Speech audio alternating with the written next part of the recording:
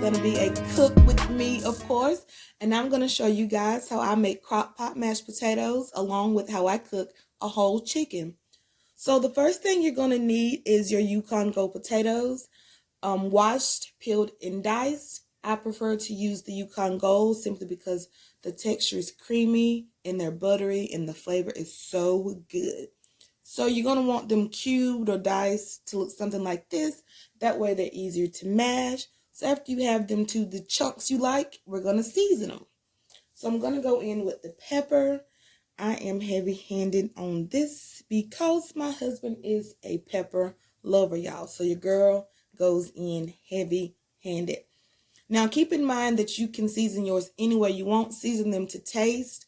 Again, you don't have to use the same things I use, nor how much stuff I use. So use whatever you got on hand or use whatever you like your food to taste like. You don't have to do what I'm doing. So what have you guys been doing? How are y'all staying busy? As you can see, I am always cooking. I am always baking.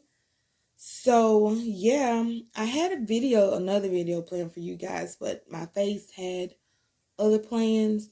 So instead of doing a get ready with me, I decided I would show you guys this because your girl had an allergic reaction to something and my face was like, don't you dare put nothing else on me.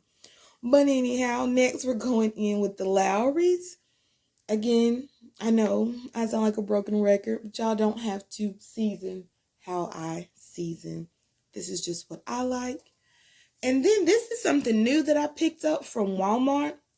Y'all, this stuff tastes so good on vegetables and on your meat. So I really like to throw just a sprinkle of that on there. So once you have it seasoned how you like it, you just want to go in and give it a good stir so all those flavors can marinate and whatnot. Mix it up really good. So we're going to go ahead and get our crock pot out. Y'all know I don't like to do all that washing and cleaning, so I like to line my crock pot with those crock pot liners. That way the cleanup is easy because once you're done cooking, all you do is grab that bag, throw it in the trash, and your crock pot is clean and ready to go. So this is easy. This is really easy cleanup. And you don't just have to use this for the potatoes. You can use this for whatever you put in your crock pot. Just throw a liner in, and that way you can always just have easy cleanup no matter what. So we are going to just dump our yellow Yukons in, and then we're going to go in with some chicken broth. You don't have to use this less sodium. This was just the only one they had in stock at the time because y'all, this pandemic didn't have people cooking, honey. Ain't nothing on the shelves. So you don't want to cover these. You just want enough to cover the bottom of the potatoes. I'm sorry I don't have like how many cups or whatever. I really just eyeball it. So with this, you're going to cook them either on high for 4 hours or you can cook them on low for 6 hours. Crunch for time, so I did mine on high for 4 hours. So 30 minutes until you reach your 4 hour or 6 hour mark, you're going to take it off. And they should be looking something like this. And you'll see why you just want enough to cover the bottom, because you can see the juice came to the top. So we're just going to mash them until they are nice and creamy. After that, I think I went in again. I'm sorry, I'm not good with measurements, but that looks like about 4 tablespoons of butter. I make this all the time, y'all, so I eyeball it. But that is about 4 tablespoons of butter. And then you can use any sour cream you want. I normally go in with 2 or 3 spoonfuls. Again, if you want them creamier, you can add more. And actually, you can see that later on, I do go in with more. So after you do that, you're just going to give that a good stir. And melt that all in. So it wasn't as creamy as I like it, so I did go back in with another spoonful of sour cream.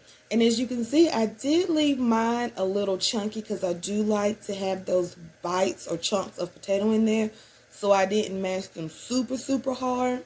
But if you want yours more creamy, you can do that. But this is just how I like mine. So you can see it's super creamy and it's got some chunks. So now that our potatoes are done, I put the crock pot on warm, and I'm going to move on to my chicken.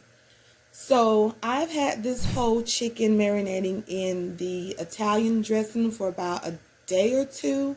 I'm not sure. And as you can see, your girl used her crock pot bags again because they're better. They're better. They're not only for just crock potting. Yeah, that's the word, crock potting. So I'm going to take my whole chicken. As y'all can see, I'm looking real finicky because I was like, girl, wear your gloves. Bam, there they are. So again, the only thing that this chicken was marinating in was some Italian dressing, and then I did sprinkle some Sazon on it. It's like this little orange pack of flavor seasoning that you can find in the Mexican aisle. So what you want to do is you're going to take your baker's twine, and you are just going to tie Barbara's little legs together. I named her Barbara, y'all. I'm sorry if your name is Barbara and I named my chicken after you, but that's just what I came up with. But you're going to tie her legs together.